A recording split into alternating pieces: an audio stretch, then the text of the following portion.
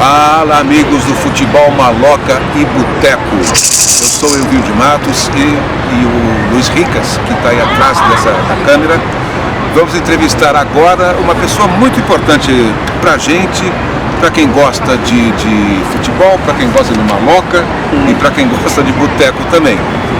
Mas a junção dessas três palavras, desses três termos, me fazem primeiro apresentar o nosso entrevistado, o nosso convidado, que é o professor Carlos José Ferreira dos Santos. Ele é professor de História da Universidade Estadual de Santa Cruz, lá na Bahia, e também no programa pós-graduação na Universidade Federal do Sul da Bahia. Isso, tá. E ele é da etnia Tupinambá, né? Isso. E Chucuru também, o pai Chucuru e a mãe Tupinambá? Não, só o pai Chucuru, mas eu moro entre os Tupinambás agora. Tá. Eu moro em Olivença, lá perto de Ilhéus, né? Na aldeia Guarani Taba-Atã. Ele também é, além de ser o professor Carlos José Ferreira dos Santos, que é o nome do batismo, né? Isso. De registro. De registro, ele também é o Casé Angatu Chucuru Tupinambá. E ele tem assim uma vida muito de doação, né? A história, né? do povo indígena. E ele tem uma proposta legal. Ele vem para São Paulo, dá cursos, palestras, né? Participa de várias atividades ligadas ao povo indígena, especialmente ao povo Tupinambá. Agora em setembro vai ter coisa, né? Vai ter algumas atividades na cidade. Então o Sesc Consolação. Isso, mas ele tem um estudo muito legal que fala sobre a contribuição indígena na formação da cidade de São Paulo, podemos chamar assim, né? Isso. Mas antes disso, dele começar a falar isso, eu vou fazer aqui não é uma brincadeira, mas é um jogo. Pegando o nome da nossa página do Facebook, que é o nome do nosso grupo, do nosso guarda-chuva, digamos assim, que é o futebol, que é uma palavra que tem origem inglesa, o boteco é uma palavra que tem origem portuguesa, e maloca é tupi. Caruene quer dizer boa tarde na língua tupi, dos Tupinambás de Olivença, né? É um prazer estar aqui com vocês, né? A gente fala Oicatu, Oicatu, quer dizer muito obrigado, né? Pelo convite. Maloca, Oca é onde a gente mora, e a maloca é a grande oca, né? Na tradição tupi você tinha as roças tupi, né? Que são as ocas, a gente faz com a própria mão, né? De barro, a gente faz de palha também. E a maloca é a grande moradia. Então, o nome de vocês, Maloca, quer dizer isso, é um grande abrigo de pessoas que convivem junto na grande família, a gente chama de parente. Né? Aqui na nossa cidade de São Paulo, professor, a gente tem assim nome de ruas, nome de bairros, nome de lugares, de praças, de espaços, com nomes indígenas, né? O Ibirapuera, o Pacaembu, Anhangabaú, Itaquera, lá em Perdizes, a Rua Pinagés, a Rua Piacás, a Rua Caiubi, a Rua Imberê e outras mais, né? E isso, por que existe isso em São Paulo? Assim? Essa identidade com a cultura indígena. Perfeito. E uma parte dos nomes a minha leitura é peso da consciência, né? Na década de 1554 até 1560, nós fizemos a Confederação Tamoia. Que Confederação Tamoia? Os Tupinambás não aceitaram a catequese jesuítica e nem a colonização portuguesa, né? Então a gente veio para cima dos portugueses e veio para cima dos jesuítas, não é isso? Negando a catequese e a colonização.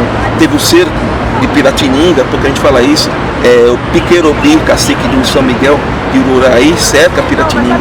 Então a parte do povo tupi, e em particular os tupinambás, não aceitaram a colonização. E aí a coroa portuguesa e os jesuítas declararam a nós guerras justas.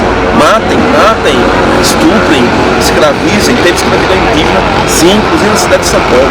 Os documentos demonstram isso. Estou inventando uma fala do historiador também.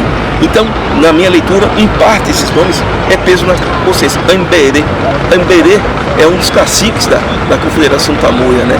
Ele, o pai dele, Cunhambebe, foram mortos, tiveram o pescoço cortado, né? Foram barbarizados nessas tais guerras justas. Então, Bartira, que é uma das mulheres de Ramalho, fundador de Santo André, que antes de parte do colégio, diz a história que ele tinha mais de 30 esposas, mais de 80 filhos. Bartira, o que acontece? Os jesuítas obrigam a escolher uma das esposas dele, ele escolhe Bartira, eles convertem ela e dão o nome dela de Maria. Então uma parte é peso na consciência, e outra é a comprovação da presença tupi na cidade de São Paulo, né? No nome das ruas, Anhangabaú, Pico das Almas. Anhangá é uma das almas da nossa cultura, dos nossos encantados, a gente chama de encantados, né? Ayambé, né? Ambé, Anhanguera, alma antiga, Itaquera, pedra parada, Ibira pode ser a terra, mas pode ser árvore, mas depende da pronúncia, né? Do significado. Ibirapuera é antigo, né? E outros tantos nomes da cidade de São Paulo. A lista é grande, nome de bairros, de ruas, até porque São Paulo, até o século XIX, se falava a língua geral, que é Anhangatu, que Anchieta teve que falar para se comunicar com os tupis e com os guaranis. Ele criou um dicionário, né, que chama Anhangatu.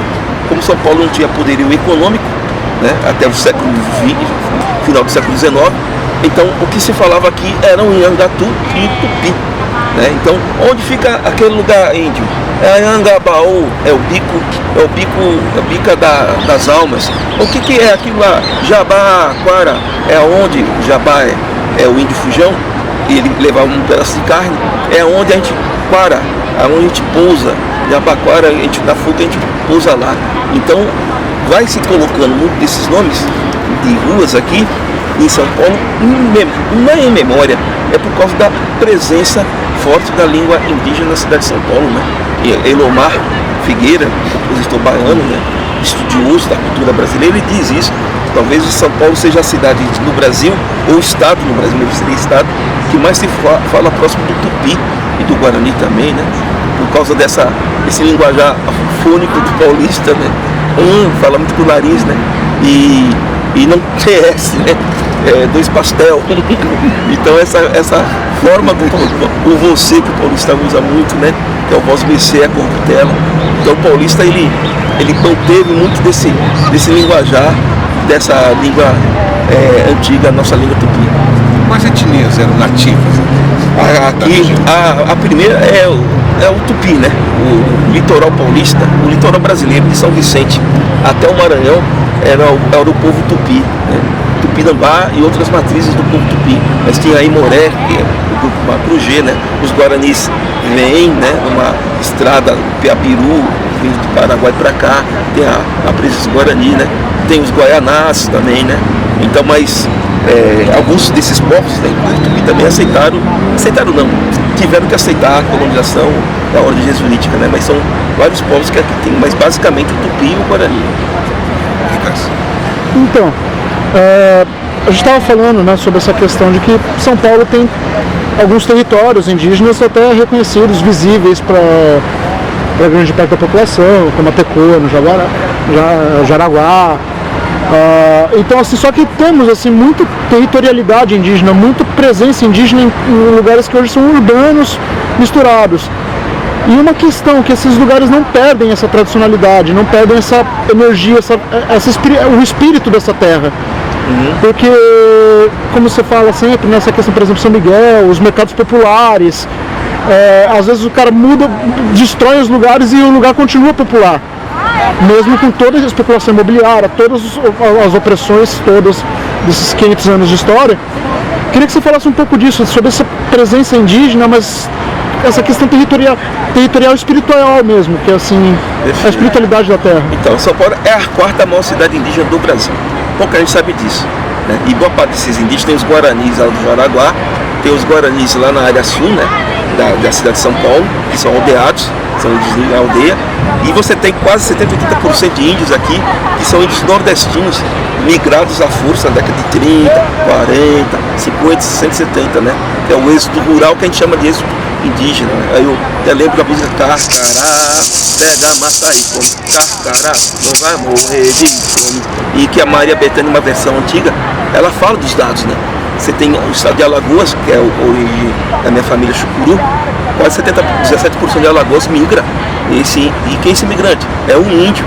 E aí ele traz com ele a tradição, a cultura. Eu nasci na cidade de São Paulo, na Penha de França, perto do rio Ticoatira, mas a gente vivia, mesmo inconscientemente, a cultura indígena, né? A festa junina pra gente é simbólica, é uma festa indígena, né?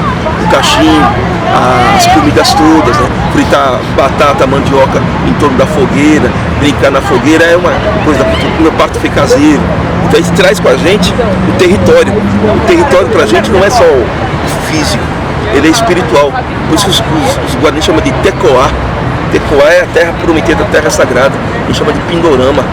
Então, por mais que nos expulsem, a gente traz o território. Eu digo sempre, né? Nós temos essa cor aqui, porque essa aqui é a cor da terra, né? Nós não somos donos como propriedade privada, nós somos a própria terra. É um sentimento de pertencimento. Então, por mais que nos tire de algum lugar, a gente leva conosco, levamos conosco a nossa cultura. Por mais que tenha que negar a nossa língua, a gente está sempre presente. São Paulo é isso. O Real Parque, né? Perto do Morumbi, é feito por pancararus, índios pernambucanos. Meu pai conta que ele também ajudou a fazer o Morumbi. Muitos índios ajudaram a construir a história de São Paulo aqui, né? E nessas diversidades. Então, pra gente, isso a gente chama de território. Não é um lugar físico. É um lugar que transcende o físico, né? É a nossa relação com a natureza. Por exemplo, a gente mora em Olivença, lá na Bahia. Quando a gente morre, a gente encanta. A gente vira um pedaço de árvore, um canto de um pássaro, um trecho de rio. Por isso que a gente fica né? A gente não vai para o inferno ou para o céu. A gente fica por aqui mesmo ao encantar, né? Então esse é um diferencial, né?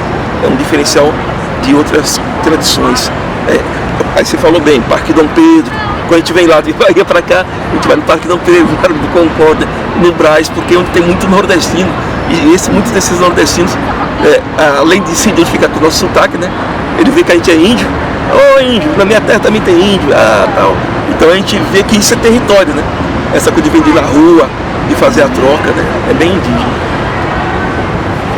E aproveitando que você falou da questão dos Tupinambás, da Confederação do Tamoio, queria que você falasse um pouquinho mais, que acho que talvez muito pouca gente conhece essa história.